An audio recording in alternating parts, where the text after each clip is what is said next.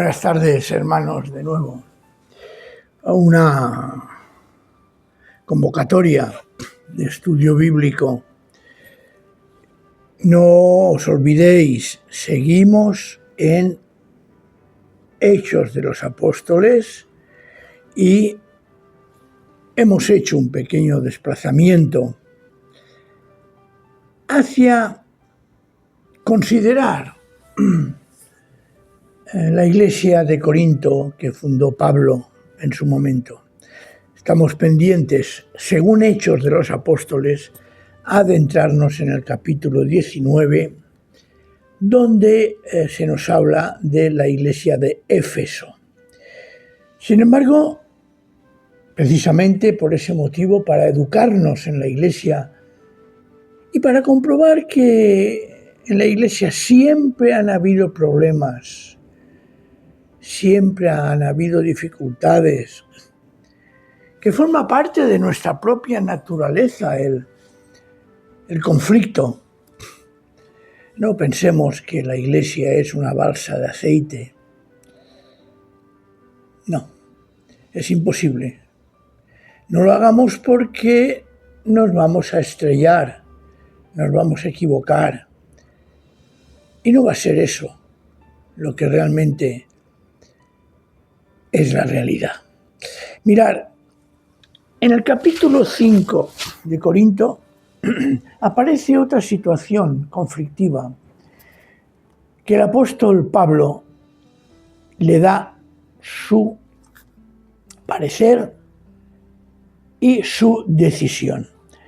Empieza directamente, dice, es ya de dominio público, es decir, es algo que ha trascendido fuera de la comunidad de Corinto, que hay entre vosotros un caso de inmoralidad sexual, de fornella, de fornicación, que ni siquiera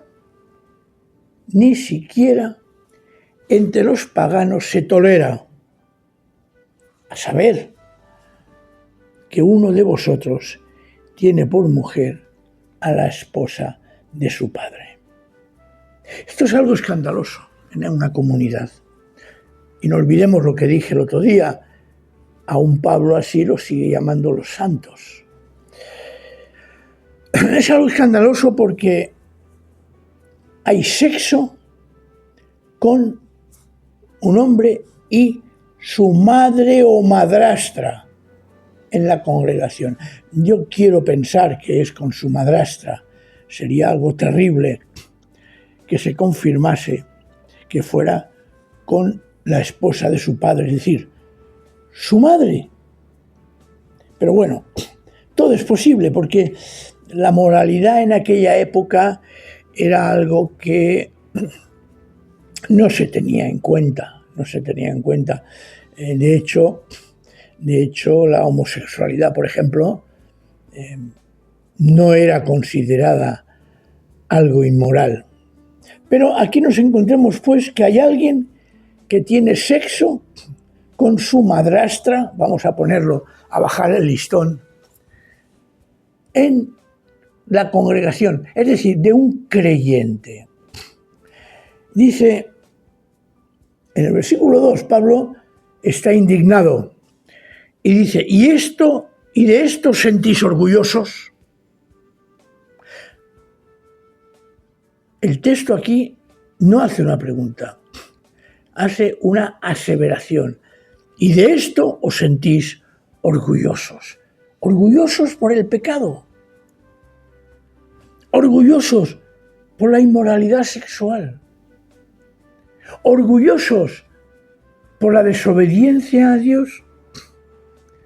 Eso es una auténtica barbaridad, porque hay una actitud de engreimiento, de orgullo, de soberbia y, permitidme la palabra, de chulería. Y Pablo dice, ¿no deberíais más bien haber lamentado lo sucedido y haber expulsado de entre vosotros al que hizo tal cosa? Está indignado Pablo. está indignado. Dice que no debíais de haber expulsado a esa persona. No hay tristeza. No hay tristeza de aquella situación. Incluso yo diría que era tan relajada la situación que ni le daban la mayor importancia. Pero entonces, ¿qué pasa? Que Pablo tiene que hacer un juicio de valoración y lo que hace es disciplinar. Y lo hace de una manera que hemos de aprender, porque situaciones conflictivas de pecado, situaciones realmente de inmoralidad sexual, se pueden dar y se dan, hemos de ser sinceros, en las congregaciones. Y a veces se toleran cosas que deberían de ser intolerables. Más adelante dice Pablo que es como si fuera un fermento, una levadura, que si eso se mantiene en la congregación puede corromper el resto de la comunidad. Y Pablo toma una decisión. Y lo hace con un concepto que ya el Señor Jesús nos enseñó. La congregación. Dice, cuando os reunáis en el nombre de nuestro Señor Jesús y con su poder, yo os acompaño en espíritu. Entregad a este hombre, a Satanás, para destrucción de su naturaleza pecadora. Fijaos que no dice para destrucción de la persona, sino para destrucción de la naturaleza pecadora. Literalmente dice para destrucción de la carne. Ya lo hemos hablado, para Pablo la idea de carne, sarx, significa corrupción, diferente a soma, que significa cuerpo. El cuerpo no es malo, lo malo es esa tendencia que Pablo le llama carne, que tenemos como naturaleza pecadora. Fijaos, y repito, se ha entregado a Satanás. ¿Para qué? Y la respuesta es tremenda. A fin de que su espíritu sea salvo en el día del Señor. A veces condenamos, y condenamos sin misericordia. Condenamos destruyendo. Condenamos pisando. Cuando lo que hay que hacer es condenar con un motivo precioso y preciso. Que aquella persona se arrepienta y pueda volver al camino del Señor. Ese es el motivo. Esa es la esencia de cualquier corrección, tanto a nivel eclesial como a nivel personal, debería de existir en nuestro entorno de congregación. Muchas veces condenamos y cerramos las puertas a la posibilidad de la conversión. Y lo que el Señor nos está diciendo, enseñando a través de esta posibilidad, que cualquier pecado horrible, escandaloso como ese, hay que abrir siempre la puerta al arrepentimiento. Entonces, Pablo nos está diciendo que siempre, repito, hay que dar posibilidad a la metanoia, al cambio. ¿Cómo? Con una exclusión temporal de la congregación, pero sin cerrar la puerta a que esa persona vuelva. Y que la congregación, que eso ya comprendo que es mucho más difícil, y ahí se muestra el amor, tenga una actitud de recepción. ¿Por qué? Porque hay un problema. Fijaos en el versículo 6. Hacéis mal en jactaros, hacéis mal en enorgulleceros. ¿Por qué? Porque no os dais cuenta de que un poco de levadura hace fermentar toda la masa. Hay un dicho, ¿no? En una cesta de manzanas, una manzana podrida estropea todas las manzanas. No estoy diciendo que seamos de tal manera condenadores como para excluir a esa persona de nuestra comunidad. Estoy hablando y diciendo que si hay que excluirla, debe ser con la intención, repito, de recuperarla. Pero resulta que a veces en nuestras congregaciones buscamos, y voy a decirlo con sinceridad, para excusar nuestros propios pecados, para decir, es que mi pecado no es tan grave, es que lo que yo hago no tiene tanta importancia, solemos señalar con el dedo cosas para destruir y no para edificar. Mirad, y esto yo estoy convencido que está basada precisamente en el orgullo. Para que haya una acción santa, hemos de eliminar el orgullo. Dejar lo antiguo, los criterios del mundo y actuar con sabiduría. Vivir según Jesús, quien se dio por nosotros. Y debemos de actuar con sinceridad, con verdad y con prudencia y misericordia. Fijaos, sinceridad, verdad, prudencia, más misericordia. Eso ha de ser lo que tiene que englobar cuando nos encontramos ante una situación que debemos de condenar porque es pecado. La verdad es que vemos, por ejemplo, en el versículo 10, algo que también nos enseña. Dice, por supuesto, dice en el 9, dice, por carta yo os he dicho que no os relacionéis con personas inmorales. Fijaos, pero añade, por supuesto, no me refería a la gente inmoral de este mundo, ni a los avaros, estafadores o idólatras. ¿Por qué? Porque si fuera así, tendríais que salir de este mundo. Pero en esta carta quiero aclararos que no debéis relacionaros con nadie, y aquí viene el punto, un punto que para mí nos llama a ser cuidadosos. A nadie que llamándose hermano sea inmoral o avaro, idólatra, calumniador, borracho o estafador.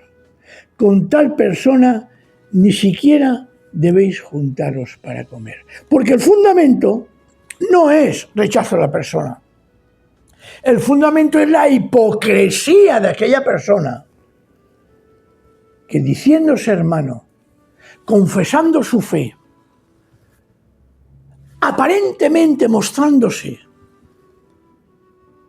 como una persona como nosotros creyente, en el fondo su vida no responde a esa profesión de fe.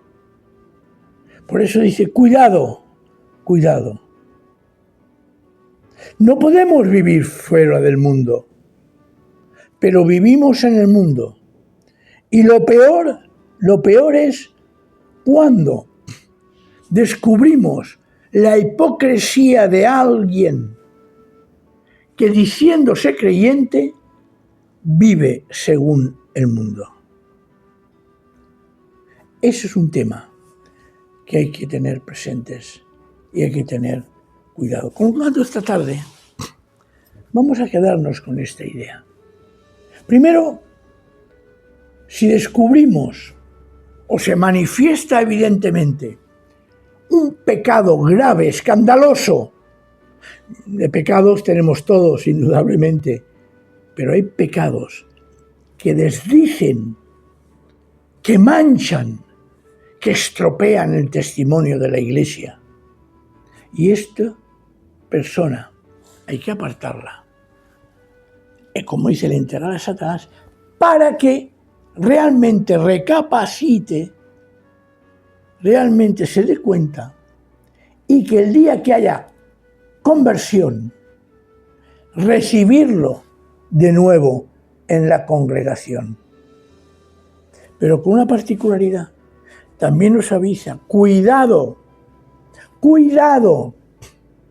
con aquellos que llamándose hermanos no lo son en su comportamiento. Este pasaje acaba con una afirmación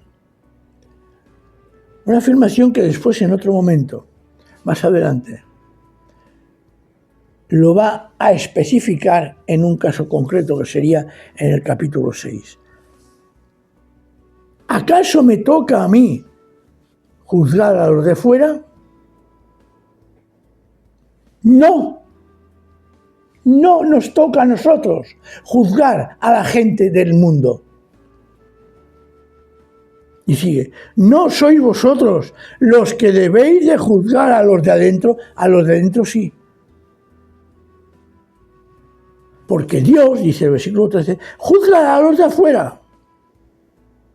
Ahora, nosotros tenemos la capacidad, gracias al Espíritu del Señor, a valorar aquello que está bien en nosotros, entre nosotros. Y repito lo que he dicho antes y no quiero ni ser pesado, pero que no se nos olvide. Cuando descubrimos algo escandaloso en la congregación, hemos de denunciarlo, entregar a esa persona fuera con el motivo de que vuelva recapacitado y dándose cuenta de su pecado y convertido. Y somos nosotros los que debemos, dentro de la congregación, los que debemos valorar esa actuación. Así que Dios, dice el versículo 13, juzgará a los de afuera, expulsad, como diciendo, bueno, ahora bien, ya he dicho esto, expulsad al malvado de entre vosotros. Motivo, ya lo he dicho y voy a insistir, para que se arrepienta, para que realmente nosotros podamos vivir una vida consagrada de verdad al Señor. Porque lo importante que el Señor quiere de nosotros es una vida entregada, consagrada a Él. Bien, después aparece en el capítulo 16 una situación que, si el Señor lo permite, lo volveremos a ver el sábado próximo. Recordad, si veis que es posible, poned un me gusta, porque así, de esta manera, es sin motivo de lucro, ni mucho menos, y queremos que sea para la gloria de Dios, tanto el equipo que forma los elementos para que se pueda proyectar afuera a través de las redes sociales como un servidor, lo único que pretendemos es que la palabra del Señor corra. Así que, adelante, nos vemos, si el Señor lo permite, el sábado que viene.